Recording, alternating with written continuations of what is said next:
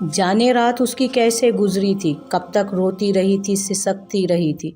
कभी माँ को पुकारती रही, कभी अपने बाबा को याद करके धाड़े मार मार कर रोती रही। कभी ताया ताई की गई ज्यादतियाँ याद आती रहीं, कभी हर बार दिल मारना याद आता रहा। कभी ख्वाहिशात का दिल में दबाना याद आ रहा था, तो कभी खून बहा में आई हुई लड़की का एजाज़ याद आ रहा था। कभी सरदार बीबी की हकारत और नफ़रत अंगेज़ रवैया याद आ रहा था, तो कभी नाहीद का तशद्दुद। कभी नूरे की बेचैन और इस तरह भी कैफियत याद आ रही थी, तो कभी नाम के शोहर की बेखबरी। कभी माँ का बिछड़ना याद आ रहा था, तो कभी माँ को आखिरी बार ना देखने का अफसोस हो रहा था। इंसानी फितरत है, जब एक दुख मिलता है तो पिछले सारे दुख भी ताज़े हो जाते हैं। कुछ यही मामला हुरा के साथ भी हुआ था। आज तो हर तकलीफ़, हर अज़ियत याद आ रही थी। वजूद पर तो ज़ख्म थे ही, अब उसकी रूह भी छलनी थी। दुख इतने थे कि कभी कभी रोते हुए उसकी सांस ही रुक जाती थी। उस वक्त वो समझती कि शायद अब मुश्किल टलने वाली है, मगर फिर से जब सांसें बहाल होती तो हुरा को समझ ना आती कि ज़िंदगी बख्शने पर शुक्र अदा करे या मौत ना वाक़या होने पर अफसोस करे। जब कोई मरता है तो लोग उसके लवाहकीन से इजहार अफसोस करते हैं, और कोई गले लगाकर दिलासा देते हैं, तो कोई सब्र की दुआ। मगर हाय अफसोस कि हुरा अपनी ज़िंदगी में इस कदर तकलीफ़ें, रंजिशें, अजियतें और महरूमियों से गुजर चुकी थी कि अब जीने की आरज़ू ही मिट चुकी थी। जहाँ उसकी उम्र की लड़कियाँ रंगों से भरपूर ज़िंदगी गुजार रही होती हैं, उस उम्र में वो फ़कत ज़माने की सितम ज़रीफ़ी सह रही थी। जाने रात के किस पहर वो रोती सिसकती ज़मीन पर सर रख के लेटी थी, और फिर नींद उसके हवासों पर तारी हुई थी। फिर उसे कोई होश ना रहा, सदमे के बाइस सर में और सारा दिन मुशक्क़त भरे काम करने की वजह से जिस्म में शदीद दर्द की लहरें उठ रही थी। फिर उसे महसूस हुआ जैसे कोई उसे हिला रहा है, कुछ बोल भी रहा है। मगर उसने बहुत कोशिश की आंखें खोलने की और होंठ वाह करने की, मगर ना आंखें खोलने की सकत रही, ना हलक से आवाज़ निकली। मामूल के बरखिलाफ सुबह हुरा को बावर्ची खाने में ना पाकर नाहिद ने मुलाजमा को पता करने का कहा। ये महारानी अभी तक क्यों नहीं आई? लगता है आज फिर अकड़ आ गई है इसमें। जा ज़रा बुला कर तो ला इसे, अकड़ निकालती हूँ मैं इसकी। माथे पर बल डाले मुलाजमा को कहा तो वो भागती हुरा के कमरे में आई। दरवाज़ा खोल कर देखा तो हुरा ज़मीन पर सुकड़ी सिमटी गठड़ी बनी पड़ी थी। मुलाजमा ने उसे हिलाया और पुकारा, मगर उसका बुखार में तपता वजूद बेहिसो हरकत था। मुलाजमा फ़ौरन उल्टे कदम होली। वो नाहिद भी, वो लड़की तो बुखार में तप रही है, बेहोश पड़ी है, और रंग भी पीला जर्द हो गया है जी उसका। ऐसा लग रहा है जैसे मरने के करीब है। नाहिद हवेली के सहन की जानिब बढ़ रही थी जब पीछे से हाँफती हुई मुलाजमा आई और हुरा की हालत की बाबत बताने लगी। एक क्या बकवास कर रही है, कल तक तो बिल्कुल ठीक ठाक थी, एक ही रात में क्या हो गया? तू रुक, मैं खुद जाती हूँ, बहाने कर रही होगी। नाहिद मुलाजमा की बात सुनते ही अपनी कहती हुई स्टोर रूम की जानिब बढ़ी। जब सरदार बीबी की आवाज़ देने पर उसके कदम रुक गए। एक दो दिन छोड़ दे उसे, जब ठीक हो जाए तो दुगना काम करवाना उससे, सरदार बीबी जीने उतरते हुए करख्ता आवाज़ में कह रही थी। जो हुक्म बीबी। उनकी बात पर नाहिद ने सर हिलाया। जब वो दोबारा बोली, और ये बात याद रखी नाहिद, वो मरनी नहीं चाहिए, क्योंकि मैं उसे अपनी नज़रों के सामने सिसकता हुआ हर पल देखना चाहती हूँ। उनके लहजे में हकारत और नफरत झलक रही थी। नाहिद उनकी बात समझती जी कहती आगे बढ़ गई। हुरा के कमरे में हवेली की हकीमा को लेकर गई। उसने हुरा की हालत देखकर अफसोस का इजहार किया, मगर नाहिद के घूरने पर सर झुका गई और हुरा के माथे पर हरारत कम करने की गर्ज से ठंडे पानी की पट्टियां करने लगी। मगर 2 दिन वो अपने होश हवास से बेगाना रही थी। इस दौरान वही हकीमा उसका इलाज करती रही। जब कुछ खाने पीने और चलने फिरने के काबिल हुई तो हवेली से बुलावा आ गया। हुरा आंसू दिल पर गिराती फिर से अपने मामूल पर आ गई। ये बात तो तय थी, उसे अपने हिस्से के गम मुकम्मल करके ही दुनिया से जाना था, और वो बेहिस बनी एक नज़र आसमान की जानिब सर उठाकर हसरत भरी निगाह डालकर काम में लग गई। आज फिर वो सारी रात बेचैन रहा था। नींद तो उसे उस सानिहे के बाद वैसे भी नहीं आती थी, और पिछले कुछ दिन केस में उलझने के बाइस वो ठीक से सो ही नहीं पाता था। मगर आज हवेली में तो उसका दिल अजीब तरह से बेचैन हो रहा था। कितनी ही देर बेड से उठकर कमरे में चक्कर काटता रहा, मगर बेचैनी और बेसकूनी बढ़ती ही जा रही थी। जब इस तराबी कैफियत बर्दाश्त से बाहर हुई तो अब्बास वज़ू की गर्ज से वॉशरूम की सिमत बढ़ा। नमाज शब पढ़ कर कुछ इस तरह भी कैफियत कम हुई, फिर कपड़े बदल कर अपना लैपटॉप और कुछ केसेस की फाइल्स उठाईं और पहले कमरे से निकला। फिर तेज़ तेज़ कदम उठाता हवेली से ही निकल गया। उसे लगा था कि इतने दिन से जो बेचैनी है शायद वो हवेली जाकर कुछ बेहतर हो जाए, मगर पता नहीं क्यों हवेली में तो वो ज़्यादा बेचैन हो रहा था। अपनी गाड़ी निकालकर उसने किसी भी गार्ड या शहजाद को साथ लेने की बजाय खुद गाड़ी ड्राइव की और शहर पहुंचने तक सूरज निकल आया था। अपने बंगले में पहुंचकर उसने थोड़ा सा आराम किया, फिर फ्रेश होकर एसपी अहमद के पास जा पहुंचा, जहां एसपी अहमद के अलावा उन दोनों का मुश्तरका दोस्त आलियान भी मौजूद थे। तेरे जैसे साबिर बंदे को इस तरह देखकर दुख होता है यार, मुझे प्लीज़ खुद को संभाल। गुमसुम बैठे अब्बास को आलियान ने मुखातिब किया तो महज अब्बास सर हिलाकर फिर से लैपटॉप पर झुक गया। अहमद और आलियान ने बेबसी से एक दूसरे को देखा। कातिल जल्द मिल जाएंगे हमें, अहमद ने धीमी आवाज़ में उसे तसल्ली दी।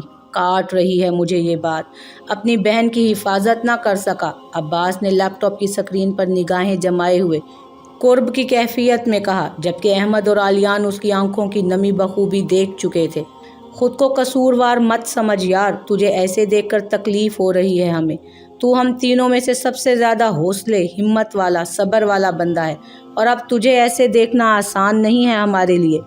आलियान ने अब्बास के शाने पर हाथ रखकर कहा तो अब्बास ने सर उठाकर उसे देखा। ये दुख ऐसा नासूर है मेरी ज़िंदगी का जो कब्र तक मेरे साथ जाएगा, कुर्ब से कहते हुए अब्बास ने कुर्सी की पुश्त से टेक लगा ली और कमरे की फिजा में खामोशी छा गई। वो दोनों जानते थे अब्बास जैसे गैरतमंद मर्द के लिए अपनी बहन के साथ हुए जुल्म के बाद क्या गुजर रही होगी, या शायद हर मोहब्बत और प्यार करने वाले भाई का अब्बास जैसा ही हाल होता होगा। वो तीनों अलग अलग पेशे से ताल्लुक़ रखते थे। अब्बास वकालत, आलियान बिजनेस और अहमद एसपी था। वो तीनों कॉलेज के ज़मानों से एक दूसरे के साथ थे। तीनों में एक बात मुश्तरक थी, तीनों बहुत मेहनती थे। अमीर कबीर जागीरदार होने के बावजूद अब्बास तालीम हासिल करने के बाद वकालत के पेशे में आया, जबकि आलियान भी रईस बाप का बेटा था और रईसों के कुछ और शौक़ भी पाए जाते थे जो कि अब्बास और अहमद से दोस्ती के बावजूद हनूज कायम थे। अहमद अब्बास और आलियान की तरह अमीर नहीं था, मगर अपनी मेहनत के बाइस अच्छे ओहदे पर था। 4-5 दिन गुजर गए थे उसे शहर आए हुए। वो अपने ऑफिस में अपनी कुर्सी पर विराजमान केस की फाइल पर झुका मुलाहिजा फरमा रहा था जब आलियान और अहमद उसे लंच पर साथ ले जाने के लिए आ पहुंचे। 5 स्टार होटल में खाने के बाद जब तीनों बैठे बातें करने में मशगूल थे कि अचानक अब्बास ने थकावट के बाइस कुर्सी से टेक लगाकर आंखें मूंद ली, मगर उसे मालूम ही नहीं पड़ा कि उसकी आंख लग गई। आलियान और अहमद अब्बास को आंखें मूंद कर लेटा देखकर धीमी आवाज़ में बातें करने लगे। बमुश्किल 3 से 4 मिनट बाद अब्बास यकदम आंखें खोलकर सीधा होकर बैठ गया। अब्बास तू ठीक तो है? अहमद ने बेचैनी से पूछा। हाँ, सरसरी सा जवाब देकर अब्बास अब अपने काले कोट के बटन को बंद करता अपना मोबाइल और चाबियां मेज़ से उठाकर खुद भी उठा और उन दोनों को खुदा हाफिज करता होटल से बाहर निकल गया। गाड़ी में बैठकर उसने कुछ सोचकर गाड़ी स्टार्ट की और हवेली की सिमत बढ़ा। बहुत आहिस्ता गाड़ी ड्राइव करते हुए जब वो हवेली पहुंचा तो हरसू रात की तारीकी छा चुकी थी। चौकीदार ने अब्बास की गाड़ी को आते देखकर हवेली का गेट खोल दिया।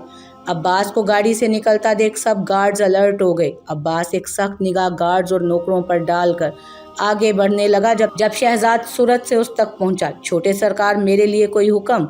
अब्बास के पीछे चलते हुए शहजाद ने हाथ बांधे मुअद्दबाना कहा तो अब्बास ने हाथ के इशारे से इनकार किया और हवेली के अंदर चला गया। लाउंज में दाखिल हुआ तो उस वक्त तकरीबन हवेली के तमाम मकीन मौजूद थे। चंद एक मुलाजिम भी सर झुकाए खड़े थे। अब्बास को आता देखकर सरदार बीबी ने उठकर अपने बाजू फैला लिए। अब्बास माँ से मिलकर बाप से मिला और बुलंद आवाज़ में सलाम किया। नाइमा हमदानी और नूरे ने हल्का सा मुस्कुराकर उसके सलाम का जवाब दिया।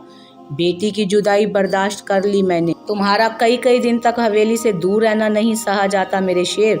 जब वो सरदार बीबी के साथ बराजमान हुआ तो वो उसके सीने से लगती शिकवा करने लगी। आप जानती हैं मेरे सारे काम होते ही शहर में हैं, इसलिए वक्त नहीं मिलता। अब्बास ने उनके माथे पर बोसा देते हुए कहा तो वो सर झटक कर रह गई। सच कहो ना कि माँ से ज़्यादा शहर की फ़िज़ा पसंद है तुम्हें? सरदार बीबी एक मरतबा फिर शिकवा कुना थी। माँ, मुझे ऑफिस जाना होता है, अब रोज़ रोज़ तो इतने लंबे सफ़र तय करने से कासिर हूँ, अब्बास ने सफाई देते हुए कहा, जबकि नूरे की दिलकश निगाहें अब्बास की समत थीं। वो जैसे नज़रों के ज़रिए उसे दिल में उतार रही थी। छोड़ क्यों नहीं देते ये सब? अरे हमें किसी चीज़ की कमी है क्या? हमारी नस्लें बैठकर खा सकती हैं, इतने तो सरमाए हैं हमारे। इस मर्तबा सरदार शेरदिल ने बेटे को कहा, जबकि उनकी बात पर अब्बास सर्द आह भरकर रह गया। बेशक ये लंबी बहस थी और अब्बास को बहस से चिढ़ थी, इसीलिए खामोश हो जाने में ही बेहतरी जानी। ए नाहिद, दस्तरखान लगा, पता नहीं कुछ खाया भी है मेरे बेटे ने कि नहीं। कुछ देर बाद सरदार बीबी ने कुछ फासले पर खड़ी नाहिद को मुखातिब किया।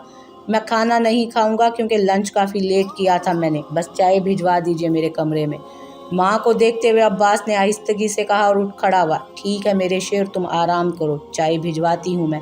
सरदार बीबी ने अपने बेटे को दिल में हज़ारों दुआएं देते हुए कहा, जबकि अब्बास सर हिलाता लाउंज से निकलकर अपने कमरे की जानिब बढ़ गया। ए नाहिद, उस लड़की को बुला। अब्बास के जाने के बाद सरदार बीबी ने फिर से नाहिद को हुक्म दिया और फिर अगले 2 मिनटों में हुरा सर झुकाए उनके सामने खड़ी थी। ए लड़की, चाय बनाकर ले जा सरदार के लिए। दिमाग में चलती साजिश के तहत उन्होंने हुरा पर हुक्म सादिर किया, जिसे सुनते ही हुरा की आंखें खौफ के बाइस फैल गईं, जबकि नूरे ने बेयकीनी से सरदार बीबी को देखा। इसे मत भेजो, वो पहले ही आजकल गुस्से में रहता है, इसे देखकर पता नहीं क्या कर बैठे। सरदार शेरदिल ने हकारत से चादर में अच्छी तरह लिपटी हुई हुरा को देखते हुए कहा। सरदार बीबी यही तो चाहती थीं कि अब्बास अपना गुस्सा उस लड़की पर निकाले ताकि उनके दिल को सुकून पहुंचे और शायद अब्बास भी अपनी भड़ास निकाले। वो जानती थी अब्बास को गुस्सा बहुत कम आता है, मगर जब आता है तो वो किसी को बख्शता नहीं था। और आजकल तो वो जिस जहनी परेशानी से गुजर रहा था, इस दौरान गार्ड्स और मुलाजमीन भी उसके अताब का शिकार हो रहे थे। फिर ये लड़की कैसे बच सकती थी? सरदार शेरदिल की बात से इनकार भी वो नहीं कर सकती थीं, इसलिए खामोश हो गईं, जबकि सरदार शेरदिल उठ खड़े हुए और लाउंज से निकल गए। नाहिद, तुम दे आओ अब्बास को चाय, और तुम लड़की पाँव दबाओ मेरे। उनके जाते ही सरदार बीबी ने पहले नाहिद को कहा और फिर हुरा को हुक्म दिया। हुरा दिल में शुक्र अदा करती सरदार बीबी के पास आई और फर्श पर बैठकर उनके पाँव दबाने लगी। वो कमरे में आने के बाद अपना स्याह कोट उतारने के बाद सोफे पर टेक लगाकर आंखें मूंद कर बैठा था जब दरवाजे पर दस्तक हुई। कौन? आंखें बंद किए ही उसने सर्द अंदाज में पूछा। मैं नाहिद, चाय लेकर आई हूँ सरकार। अब्बास की करख्त आवाज़ सुनकर नाहिद बमुश्किल ही बोल सकी, आ जाओ। आंखें हनूज मूंदे उसने इजाज़त दी थी। जब दरवाज़ा खुलने की आवाज़ आई तो उसने अब्बास को देखा जो आंखें बंद किए बैठा था। वो जल्दी जल्दी मेज़ पर चाय का कप रखकर जाने लगी। उस लड़की को भेजो मेरे कमरे में। हनूज आंखें बंद किए उसने कमरे के वस्त में खड़ी नाहिद को अपनी मखसूस भारी आवाज़ में हुक्म दिया तो नाहिद नासमझी से उसे देखने लगी। कौन सी लड़की सरकार? अब्बास की बंद आंखों को देखती नाहिद ने नासमझी से पूछा। उसकी बात पर अब्बास ने आंखें खोली और सीधा होकर बैठ गया। ओह, वो खून बहा में आई लड़की। अब्बास को आंखें खोलता देखकर नाहिद की ज़बान से फिसला। जवाबन अब्बास ने उसे सख्त निगाहों से देखा तो नाहिद कांप गई। जी सरकार, जो हुक्म, मैं लेकर आती हूँ अभी उसे। सर झुकाकर नाहिद बोली और उल्टे कदमों कमरे से बाहर निकली। तकरीबन भागती हुई वो लाउंज में पहुंची जहां सरदार बीबी नूरे से बहुत प्यार से बात कर रही थी। ए, तेरे पीछे कौन लग गया जो हाँफी पड़ी है? नाहिद को लाउंज में आता देखकर सरदार बी ने कदमों में बैठी हुरा को ठोकर मारते हुए पीछे किया और माथे पे बल डाले नाहिद से पूछने लगी, जो कि ज़मीन पर बैठी हुरा को देख रही थी। वो सरदार बीबी, वो जी, वो इस लड़की को छोटे सरदार ने बुलाया है। वो हुरा की जानिब उंगली से इशारा करते हुए बोली तो लाउंज में सकूत छा गया। सरदार बीबी के माथे पर शिकन बढ़े, जबकि हुरा ने अपनी चादर के पल्लू को मुट्ठी में जकड़ लिया और नूरे की तो जैसे सांसें रुकने लगी। क्या बकवास कर रही हो तुम? ऐसा हो ही नहीं सकता कि छोटे सरदार इस लड़की की शक्ल भी देखना गवारा करें। नूरे दिल को काबू करती गुस्से में नाहिद को देखती गुर्राई थी। उसका दिल जैसे किसी ने मुट्ठी में जकड़ लिया था। हमारी मजाल के हम कुछ अपने पास से कहें छोटी बीबी, सरकार के हुक्म के गुलाम हैं हम, नाहिद ने हाथ बांधे हुए कहा तो नाइमा हमदानी ने बेटी के हाथ को थामकर खामोश होने का इशारा किया। नूरे, संभालो खुद को। नूरे मेरी जान, खुद को परेशान मत करो। यकीनन अब्बास इस लड़की को औकात में ही रखेगा। खून बहा में आए की हैसियत वो अच्छी तरह जानता है, कभी बीवी की हैसियत नहीं देगा इसे। ये मरते दम तक खून बहा में आई लड़की ही कहलाएगी, वन्नी ही रहेगी। और बहुत जल्द तुम बनोगी मेरे बेटे की दुल्हन, और बहुत जल्द तुम बनोगी हमारे बेटे की दुल्हन। तुम्हारे से ही नस्ल बढ़ेगी उसकी, और ये बात वो खूब जानता है। आखिर को सरदार है वो। सरदार बीबी नूरे का सुर्ख चेहरा और आंखें देखती हुई बाकायदा हुरा को जताते हुए बोली, تو ہورا کا جھکا سر مزید جھک گیا۔ جبکہ نورے کو اس کی بات سن کر بھی تسلی نہیں ہوئی تو وہ کسی اور لڑکی کا سایہ بھی برداشت نہیں کر سکتی تھی عباس کے ساتھ۔ مگر سردار بی بی، نورے یقین رکھو بیٹا ہم پر۔ نورے کی بات کاٹ کر پھر سردار بی بی گویا ہوئی تھی تو نورے محض بے چینی سے پہلو بدل کر رہ گئی۔ اے لڑکی سن، اپنی حیثیت کبھی نہ بھولنا، اور اس بات پر زیادہ خوش مت ہو کہ سردار نے تجھے بلوایا ہے، کیونکہ ونی مرتے دم تک ونی ہی رہتی ہے۔ بیوی کی حیثیت تجھے کبھی نہیں ملے گی۔ تجھ جیسی خون بہا میں آئی ہوئی لڑکی کے نصیب میں ایک آدھ رات ہی آتی ہے جو سائیوں کا دل بہلانے یا انتقام کی غرض سے بخشی جاتی ہے۔ اور فکر نہیں کرو، نور اول تو عباس اس جیسیوں کو منہ ہی نہیں لگاتا، اور اگر لگا بھی لے گا تو حیثیت رکھیل سے زیادہ نہیں ہوگی اس کی زندگی میں۔ ہورا کو نفرت سے دیکھ کر کہتے ہوئے آخری بات انہوں نے نورے کو مخاطب کر کے کہی اور پھر ناہید کو اشارہ کیا۔ ناہید نے ہورا کا بازو جکڑا اور اسے لے کر عباس کے کمرے کی سمت ہو لی، جبکہ ہورا کپ کپاتے ہوئے ناہید کے پیچھے چلنے لگی۔ چادر صحیح سے لے اور خبردار اپنی ادائیں دکھائیں تو نے سرکار کو۔ تیز تیز چلتے ناہید نے ہورا کو بازو سختی سے دبا کر دھمکی دی تو ہورا کی خوف کے باعث آنکھیں بھیگنے لگی۔ ان آنسوؤں سے سردار نہیں پگھلنے والے، جان سے پیاری بہن مری ہے ان کی، قاتل کے خاندان سے نفرت کرتے ہیں وہ، ان کے سامنے آنسو بہانے کی غلطی بھی مت کرنا۔ اس بار رک کر ہورا کے بالوں کو جھٹکا دیتے ہوئے اس نے دھمکی دی تو ہورا آنسو صاف کرتے ہوئے اسبات میں سر ہلانے لگی۔ عباس کے کمرے کے دروازے کے سامنے رک کر دستک دینے کے بعد وہ اجازت ملنے کا انتظار کرنے لگی۔ عباس چائے کے 2 گھونٹ بھرنے کے بعد کپ میز پر رکھ کر ایک مرتبہ پھر صوفے کی پشت سے ٹیک لگا کر آنکھیں موند کر اپنا سر ہاتھ کی انگلیوں سے ہلکا ہلکا دبانے لگا۔ جب کچھ دیر بعد دستک ہوئی، آ جاؤ کرختہ آواز میں آنے والے کو اجازت دی تو ناہید ہورا کا بازو تھام کر اسے اپنے ساتھ لیے کمرے میں داخل ہوئی۔ عباس ہنوز سر دباتے ہوئے آنکھیں بلند کیے بیٹھا تھا۔ سرکار یہ آ گئی ہے، کوئی اور حکم؟ ناہید نے ہورا کا بازو چھوڑتے ہوئے نہایت ادب سے پوچھا، جبکہ ہورا خوف کے مارے ہی سر نہیں اٹھا پا رہی تھی۔ نہیں، جاؤ تم۔